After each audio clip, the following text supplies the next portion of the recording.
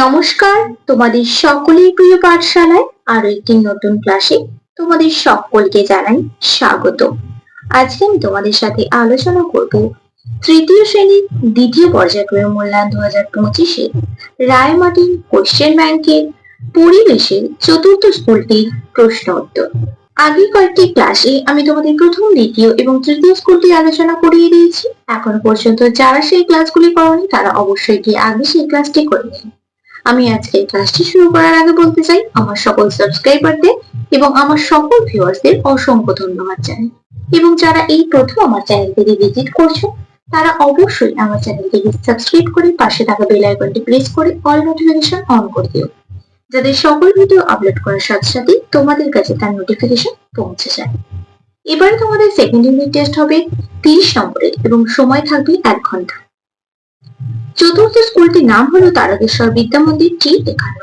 এই স্কুলটি থেকে তোমাদের এই প্রশ্নটি তৈরি করা হয়েছে। আমি উত্তর সহ আলোচনা করে দিচ্ছি, সকলে মন দিয়ে দেখে নাও। প্রথমে বলেছে রাখো শূন্যস্থান পূরণ করো। স্কুলের পোশাককে ড্যাশ বলে। স্কুলের পোশাককে কি বলা হয়? ইউনিফর্ম। এটা আমরা সকলেই জানি, ইউনিফর্ম। তোমরা পরিবেশ বইটি আগে ভালোভাবে লাইন ধরে ধরে পড়বে, তাহলে দেখবে তোমাদের এই শূন্যস্থান পূরণ বলো, সত্য মিথ্যা বলো বা নিচে দাগ দেওয়া প্রশ্নের উত্তরগুলো বলো, কোনোটাই পড়তে কিন্তু অসুবিধা হবে না তোমাদের।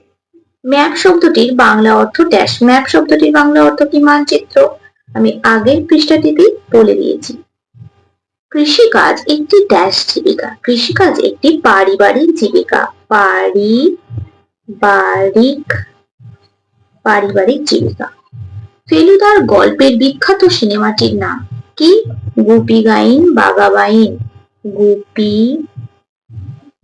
গাইন বাঘা বাইন। তো এই প্রশ্নটি বলেছে দেখো, সঠিক উত্তরটির নিচে দাগ দাও। পিনকোড হলো বাড়ির নম্বর, রাস্তার নম্বর না পোস্ট অফিসের নম্বর? পিনকোড হলো পোস্ট অফিসের নম্বর। তোমার বাবার বড় ভাইয়ের স্ত্রী তোমার কে হয়? কাকিমা, জেঠিমা না ঠাকুমা? তোমার বাবার বড় ভাইয়ের স্ত্রী আমার কে হবেন? জেঠিমা হবেন। তোমার রাজ্যের পশ্চিম দিকের একটি জেলা হলো পুরুলিয়া, কালিম্পং। আমার রাজ্যের পশ্চিম দিকের একটি জেলা হলো পুরুলিয়া। ভূমিকম্প প্রবণ এলাকায় মাটির, কাঠের না ইটের তৈরি বাড়ি দেখা যায়? ভূমিকম্প প্রবণ এলাকায় কাঠের তৈরি বাড়ি দেখা যায়। তারপরে তিনি প্রশ্নটি বলেছে, এক কথায় উত্তর দাও। গরমকালে আমরা কিসের পোশাক পরি? গরমকালে আমরা হালকা সুতির পোশাক পরি। হালকা সুতির পোশাক পরি। কোন যন্ত্র দিয়ে ইট গাঁথা হয়? কর্নিক দিয়ে। ক দন্ত নয় ফসল, কর্নিক দিয়ে ইট গাঁথা হয়। কম্পিউটারের দোকান করা কি ধরনের জীবিকা? কম্পিউটারের দোকান করা নতুন জীবিকা। নতুন জীবিকা। বর্ষাটি কি দিয়ে তৈরি হয়? খনিজ তেল থেকে যে সিনথেটিক, খনিজ তেল থেকে যে সিনথেটিক উল তৈরি হয় তা দিয়ে বর্ষাটি তৈরি হয়। পরবর্তী পৃষ্ঠায় কি কি প্রশ্ন আছে দেখে নেওয়া যাক।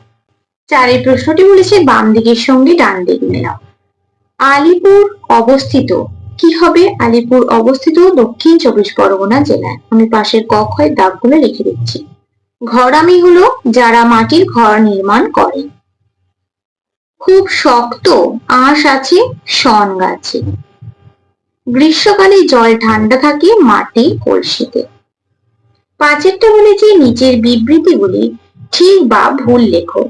বিধুমুখী দেবী ছিলেন সত্যজিৎ রায়ের ঠাকুমা। এটা কি হয়ে যাবে? ঠিক।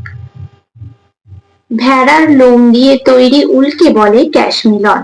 এটা ভুল। কারণ ক্যাশমিলন কাকে বলে আমরা জানি, সিনথেটিক উলকে ক্যাশমিলন বলা হয়, ভেড়ার লোমকে নয়। পাহাড়ি অঞ্চলে খুব ঠান্ডা লাগে, এটা কি হয়ে যাবে? ঠিক।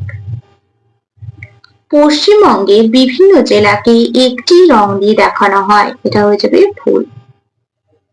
6 প্রশ্নটি বলেছে দুটি বা তিনটি বাক্যে উত্তর দাও। পশ্চিমবঙ্গের উত্তরের 4টি জেলার নাম লেখো। পশ্চিমবঙ্গের উত্তরের 4টি জেলার নাম হলো দার্জিলিং, জলপাইগুড়ি, দার্জিলিং, জলপাইগুড়ি, কোচবিহার, কোচবিহার। তোমরা বইতে যে মানচিত্রটা দেওয়া আছে সেটা দেখে নেবে উত্তরে কি কি জেলা আছে। দার্জিলিং, জলপাইগুড়ি, কোচবিহার, কালিম্পং ইত্যাদি 4টে বলেছে, তাই 4টি জেলার নাম লিখে দিলাম। বাড়িতে ছাদ ও জানালা দরকার হয় কেন? দেখো লিখেছি, বাড়ির ছাদ থাকলে বৃষ্টি ও রোদের হাত থেকে রক্ষা পাওয়া যাবে, আর জানালা থাকলে ঘরে হাওয়া বাতাস ঢুকবে, ফলে ঘর স্বাস্থ্যকর থাকবে, তাই বাড়ির ছাদ ও জানালা দরকার হয়।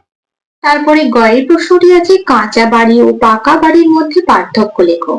দেখো লিখেছি, কাঁচা বাড়ি তৈরি করতে মাটি, টিন, কাঠ, বাঁশ ইত্যাদি লাগে, আর পাকা বাড়ি তৈরি করতে ইট, সিমেন্ট, বালি, পাথর, জল, লোহা, কাঠ, রং ইত্যাদি লাগে। কাঁচা বাড়ি প্রাকৃতিক দুর্যোগে সহজে ভেঙে যেতে পারে, পাকা বাড়ি বেশি টেকসই এবং দীর্ঘস্থায়ী হয়। ঘরের প্রশ্নটি বলেছি, কি কি কারণে মানুষ বাসস্থান পরিবর্তন করে? কি কি কারণে মানুষ বাসস্থান পরিবর্তন করে? চাকরি সূত্রে বাসস্থান পরিবর্তন করে, ব্যবসার জন্য বাসস্থান পরিবর্তন করে, নদী ভাঙনের ফলে বাসস্থান পরিবর্তন করে, এছাড়াও নানা কারণে এক জায়গা থেকে অন্য জায়গায় বাড়ি নিয়ে মানুষ চলে যেতে বাধ্য হয়। এইসব কারণগুলোর জন্যই মানুষ বাসস্থান পরিবর্তন করে।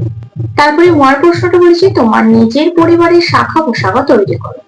দেখো, আমার পরিবারের শাখা পোশাখা তৈরি করেছি ঠাকুরদা, ঠাকুমা, বাবা, কাকা, পিসি, আর দাদু, দিদা, মা, মামা, মাসি।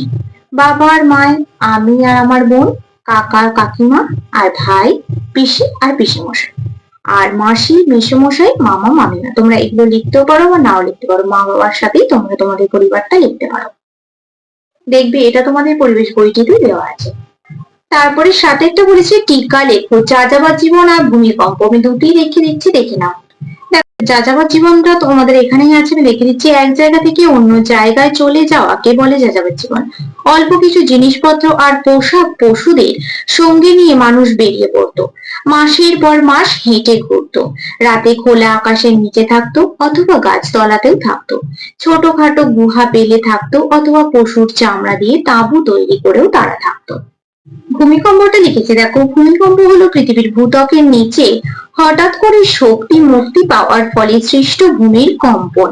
ভূমিকম্পের ফলে মাটি কাঁপতে থাকে, ঘর বাড়ি ভেঙে যেতে পারে এবং অনেক ক্ষয়ক্ষতিও হতে পারে। তাহলে দেখো, আজ আমি তোমাদের 3য় শ্রেণীর পরিবেশের 4র্থ স্কুলটিও কমপ্লিট করে দিলাম। আজকের ক্লাসটি তাহলে আমি এখানে শেষ করছি। খুব তাড়াতাড়ি আরো একটি নতুন ক্লাস নিয়ে হাজির হবো তোমাদের সামনে।